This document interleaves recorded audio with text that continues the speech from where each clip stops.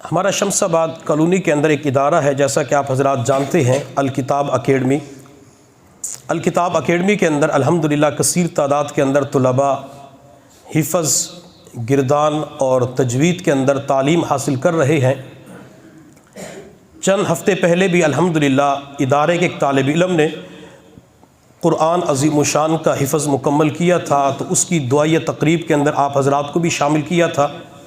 میری یہ کوشش ہوتی ہے کہ جب بھی ہمارے مدرسہ عربیہ ریاض النساء کے اندر کوئی بچے قرآن کا حفظ مکمل کرے، ناظرہ مکمل کرے،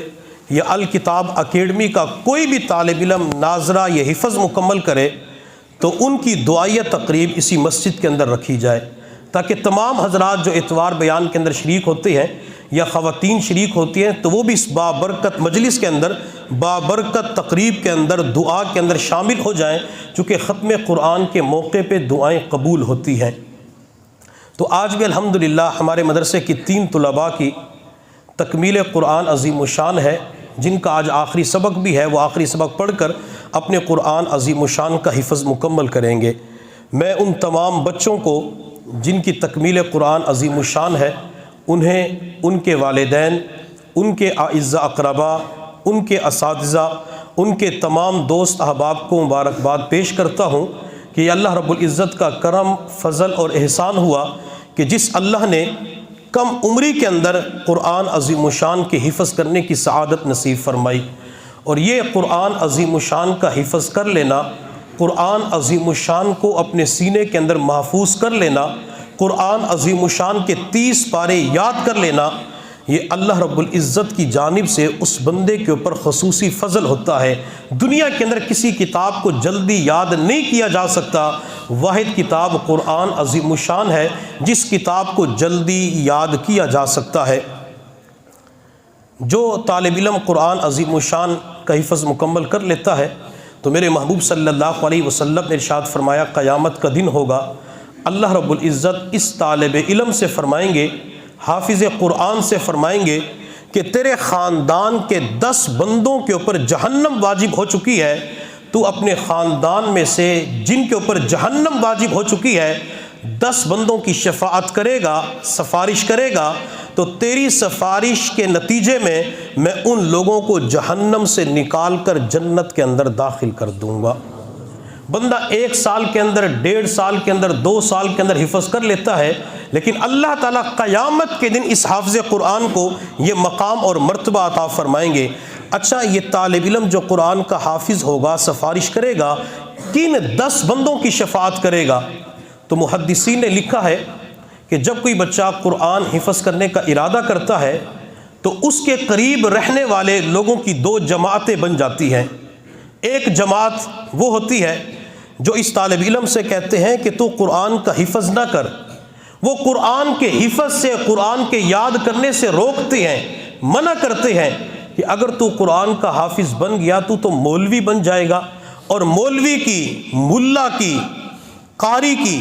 معاشرے کے اندر کوئی عزت نہیں ہوتی، کوئی ویلیو نہیں ہوتی، مولوی بن گیا تو کھائے گا کہاں سے؟ اس طریقے کی باتیں کر کے اسے قرآن سے دور کرنے کی، قرآن کے یاد کرنے سے محروم کرنے کی کوشش کرتے ہیں۔ ہر اعتبار سے زور لگاتے ہیں کہ اس کا بچہ، فلاں کا بھتیجا، فلاں کا بھانجا یہ قرآن کا حافظ نہ بنے۔ وہ سکول، کالج، یونیورسٹیوں کا مشورہ دیتے ہیں کہ وہاں پہ بچے کو داخل کروایا جائے۔ میں یہ نہیں کہتا کہ بچوں کو سکول، مدرسے، سکول کے اندر، کالج کے اندر، یونیورسٹیوں کے اندر داخلہ نہ دلوائیں، ضرور دلوائیں۔ میں اکثر بیانات کے اندر کہا کرتا ہوں، جب بچوں کو یہ تعلیم دلواتے ہیں تو مدرسے کی تعلیم ضرور دلوایا کریں۔ جس بچے کے پاس مدرسے کی تھوڑی سی تعلیم بھی ہو، وہ ماں باپ کے مرنے کے بعد ہاتھ اٹھا کے ایصال ثواب، دعائے مغفرت کر سکتا ہے۔ تو بعض لوگ اسے قرآن سے دور کرنے کی کوشش کرتے ہیں، اور کچھ لوگ ایسے ہوتے ہیں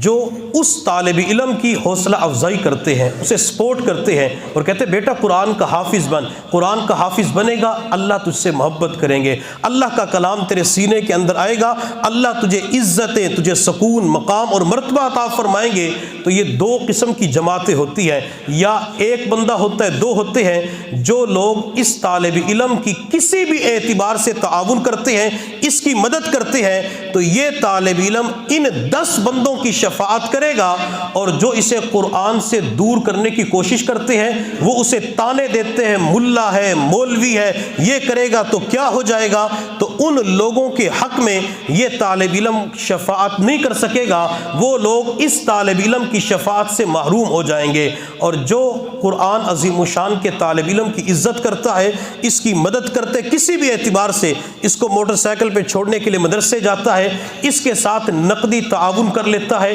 اچھا مشورہ دے دیتا ہے، بعض مرتبہ طالب علم کا جی چاہتا ہے کہ میں نے آگے نہیں پڑھنا، قرآن کا حافظ نہیں بننا، تو والد، بھائی، محلے میں سے یا رشتہ داروں میں سے کوئی اسے سمجھاتا ہے، بیٹا تیرے والد کی چاہت یہ کہ تو قرآن کا حافظ بن جا، کسی بھی اعتبار سے مشورہ دے دیتا ہے، جسمانی، مالی، وقتی تعاون کرتا ہے، تو یہ لوگ اس طالب علم کی وجہ سے انشاءاللہ جنت کے حقدار بن جائیں گے۔ وہ جنت کا حقدار طالب علم کا ماموں بھی ہو سکتا ہے، وہ چچا بھی ہو سکتا ہے، اس کا خالو بھی ہو سکتا ہے، اس کا دادا اور نانا بھی ہو سکتا ہے، وہ اس کی قریبی خواتین بھی ہو سکتی ہے، چچی تائی ہو سکتی ہے، ممانی خالہ ہو سکتی ہے۔ اس لیے ہمیں دنیا کے اندر چاہیے کہ طلباء جو قرآن کا حفظ کرنا چاہتے ہیں ان کی حوصلہ افزائی کیا کریں۔ اگر دنیا کے اندر کسی ایک طالب علم کی بھی حوصلہ افزائی کر دی، اللہ تعالیٰ ان کی شفاعت قیامت کے دن ہمارے حق میں قبول فرما لیں گے۔ اور میں طلباء سے ایک درخواست کروں گا، جو طلباء قرآن کا حفظ کر رہے ہیں، 10 پارے حفظ ہو گئے، 15 پارے حفظ ہو گئے، تو بعض مرتبہ ان طلباء کے اوپر نفس و شیطان کا ایسا غلبہ ہوتا ہے، نفس و شیطان اتنے حاوی ہوتے ہیں، تو طالب علم کہتا ہے کہ میں نے آگے نہیں پڑھنا،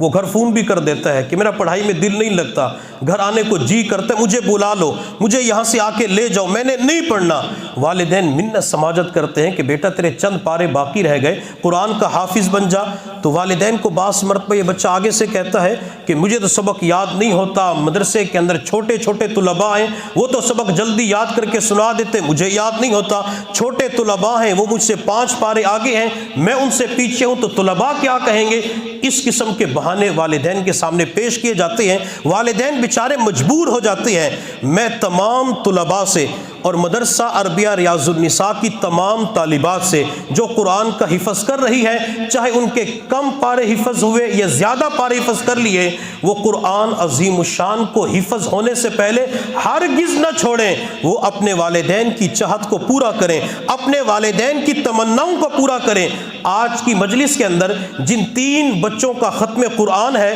اگر آپ ان کے والدین کو دیکھتے ہیں، ان 3 والدین میں سے ایک بندہ بھی قرآن کا حافظ نہیں ہے، ان میں سے ایک بھی عالم نہیں ہے، ان میں سے ایک وکیل ہے، ایک فوجی ہے، ایک سکول کے اندر پڑھانے والا ماسٹر ہے، لیکن اللہ نے دل کے اندر یہ بات ڈالی کہ ہمارا بچہ بھی قرآن کا حافظ بن جائے۔ اللہ نے وکیل کے بیٹے کو قبول فرمایا، اللہ نے فوجی کے بیٹے کو قبول فرمایا، اللہ نے ماسٹر کے بیٹے کو قبول فرمایا۔ تو والدین کی چاہت ہوتی ہے، تمنا ہوتی ہے کہ ہم اپنی زندگیوں کے اندر ایک مرتبہ بچے کو قرآن کا حافظ بنتا ہوا دیکھ لیں۔ اور جب بچوں کے سروں پہ دستار بندی ہوتی ہے، جب بچوں کا آخری سبق ہوتا ہے یا بچوں کی آمین ہوتی ہے، تو وہ بچے جو قرآن کے حافظ بن چکے ہوتے ہیں، ان کے والدین کی آنکھوں میں آنسو ہوتے ہیں۔ آنکھوں میں آنسو کیوں ہوتے ہیں؟ یہ درد کی وجہ سے، غم کی وجہ سے نہیں ہوتے، بلکہ خوشی کے آنسو ہوتے ہیں۔ غم کی وجہ سے بھی آنسو آ جاتے ہیں اور خوشی کی وجہ سے بھی آنسو آ جاتے ہیں کہ اللہ تیرا کرم ہو گیا،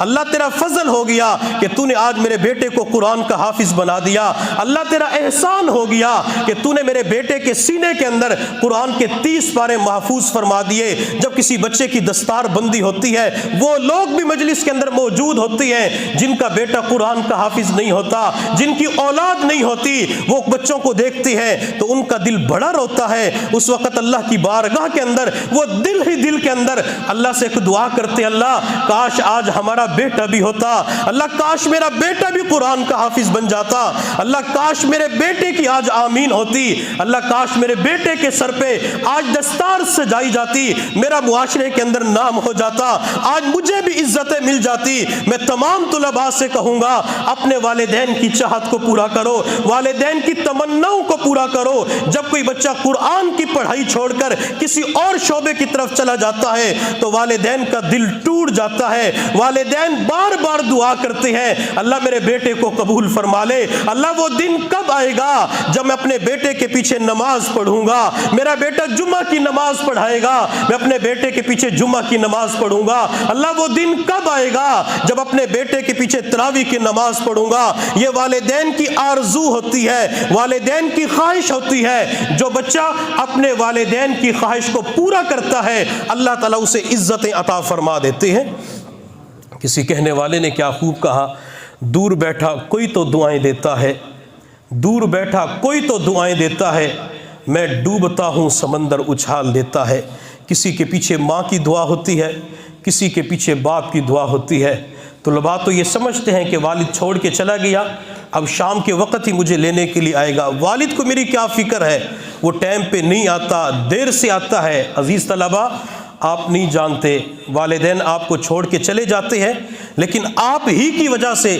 وہ پورا دن اپنے دفتر کے اندر، اپنی دکان کے اندر، وہ زراعت کا شعبہ اختیار کرنے والے وہاں پہ، فیکٹری یا ملز کے اندر کام کرنے والے وہاں پہ آپ ہی کی وجہ سے فکر مند ہوتے ہیں کہ اب یہ ٹائم ہو گیا، بچے کی چھٹی کا وقت ہو گیا، میں نے بچے کو لینے بھی جانا ہے، راستے کے اندر رش بھی ہو سکتا ہے، نہ وہ گرمی کو دیکھتا ہے۔ آپ کا والد نہ سردی کو دیکھتا ہے، نہ وہ بارش کو دیکھتا ہے، نہ وہ رات کو دیکھتا ہے، وہ ہر چیز کو قربان کر کے گرمی سردی کو برداشت کر کے مدرسے سے لینے کے لیے آتے ہیں۔ یہ تو والدین کا آپ کے اوپر بڑا احسان ہوتا ہے، اور پھر اس ماں کا بھی تو احسان ہوتا ہے جو اپنے جگر کے ٹکڑے کو اپنے سے جدا کر دیتی ہے۔ ہر ماں کا دل یہی چاہتا ہے بچہ میری آنکھوں کے سامنے رہے، ہر ماں یہی چاہتی ہے بچہ مجھ سے دور نہ ہو۔ بچہ اگر مدرسے کے اندر چلا گیا، مہینے کے بعد آئے گا، پتہ نہیں بچے کو کھانا کیسے ملے گا، بچے کو رہائش کیسے ملے گی، بچے کو لباس کیسا ملے گا، ماں بھی فکر مند ہوتی ہے۔ یہ اس ماں کا احسان ہوتا ہے بچے کے اوپر جو اپنے لخت جگر کو اپنے سے جدا کر کے مدرسے والوں کے حوالے کر دیتی ہے۔ جب ماں باپ اتنی مشقتیں اٹھاتے ہیں تو پھر طالب علم قرآن کی پڑھائی کیوں چھوڑ دیتا ہے؟ کبھی طالب علم تنہائی کے اندر بیٹھ کر اپنے بوڑھے باپ کے اوپر غور کرے، وہ بوڑھا باپ جو صبح سے لے کر شام تک غلہ منڈی کے اندر، سبزی منڈی کے اندر کبھی اپنے کندھے کے اوپر 50 کلو کی بوری اٹھاتا ہے، کبھی 100 کلو کی بوری اپنی کمر پہ اٹھا کے ٹرک کے اندر لوڈ کر رہا ہوتا ہے، کبھی وہ گٹو اٹھاتا ہے، کبھی کچھ اور اٹھا رہا ہوتا ہے۔ شام کے وقت اسے مزدوری ملتی ہے، 700 روپے کی مزدوری ملتی ہے، 1000 روپے کی مزدوری ملتی ہے، وہ اسی 1000 کے اندر گھر کا آٹا بھی لے کے آتا ہے، وہ چینی پتی بھی لے کے آتا ہے، گھی بھی لے کے آتا ہے، اور انہی 1000 روپے کے اندر سے وہ پیسے بچا کے بھی رکھتا ہے کہ میں نے کل بچہ مدرسہ پڑھنے کے لیے جائے گا تو اس کو جیب خرچ بھی دینا ہے، بچہ ہفتے کے بعد آئے گا، مہینے کے بعد گھر آئے گا، بچے کو جیب خرچ بھی دینا ہے۔ یوں سمجھ لے طلباء کو مہینے کا جو خرچ ملتا ہے یا ہفتے کا خرچ ملتا ہے یا روزانہ کی جیب خرچ ملتی ہے، یہ والد کے خون پسینے کی کمائی ہوتی ہے۔ وہ خون پسینے کی کمائی اپنے اوپر نہیں لگاتے، اگر وہ چاہتا صبح سے لے کر شام تک محنت مزدوری کر کے جس نے خون بہایا، پسینہ بہایا، ان پیسوں کے ساتھ ڈرائی فروٹ خرید سکتا تھا، وہ ان پیسوں کے ساتھ دودھ بھی خرید سکتا تھا، ان پیسوں کے ساتھ گھی بھی خرید کر اپنی جان پہ لگا سکتا تھا، لیکن نہیں لگاتا۔ وہ سارا کچھ کس کے لیے کرتا ہے؟ اپنی اولاد کے لیے کرتا ہے، اپنے بچوں کے لیے کرتا ہے۔ جب والد اتنی مشقتیں اٹھاتے ہیں، والد اتنے پاپڑ بیلتے ہیں، تو پھر بچوں کی یہ ذمہ داری بنتی ہے، بچوں کا یہ حق بنتا ہے کہ قرآن کے 30 پارے محفوظ کر کے، قرآن مکمل کر کے اپنے والدین کے دل کو خوش کریں۔ اور جو والدین اپنے بچوں کو قرآن کا حافظ بناتے ہیں، قرآن کا قاری بناتے ہیں، اللہ تعالیٰ قیامت کے دن بھی انہیں انعامات سے نوازیں گے۔ میرے محبوب صلی اللہ علیہ وسلم نے ارشاد فرمایا، قیامت کا دن ہوگا، اللہ رب العزت حافظ قرآن کے والدین کو سونے کا تاج پہنائیں گے، اللہ حافظ قرآن کی والدہ کو جنت کا ریشمی لباس پہنائیں گے۔ اور ایک حدیث کے اندر آپ علیہ الصلوۃ والسلام نے فرمایا، حافظ قرآن کے والدین کے گلے میں اللہ تعالیٰ سونے کا ہار ڈال دیں گے، اللہ سونے کا تاج بھی پہنائیں گے، اللہ سونے کا ہار بھی گلے کے اندر ڈالیں گے، ماں کو جنت کا ریشمی لباس بھی پہنایا جائے گا۔ اور جو حافظ قرآن کے والدین کے سروں پہ سونے کا تاج پہنایا جائے گا، اس کے بارے میں حضور صلی اللہ علیہ وسلم نے فرمایا کہ اس تاج تاج کی روشنی دنیا کے سورج سے زیادہ ہوگی، اس تاج کی چمک دنیا کے چاند کی چمک سے زیادہ ہوگی۔ اللہ اتنا بڑا انعام والدین کو عطا فرمائیں گے، اور جو استاد بچوں کو قرآن پڑھاتا ہے اللہ تعالیٰ اس استاد کو بھی انعام عطا فرمائیں گے۔ حضرت مولانا یوسف بنوری رحمۃ اللہ علیہ دور حدیث کے طلباء کے سامنے ایک حدیث پڑھا کرتے تھے، جب قیامت کا دن ہوگا اللہ فرمائیں گے یا معشر العلماء، اے علماء کی جماعت، اے قراء کی جماعت کھڑے ہو جاؤ،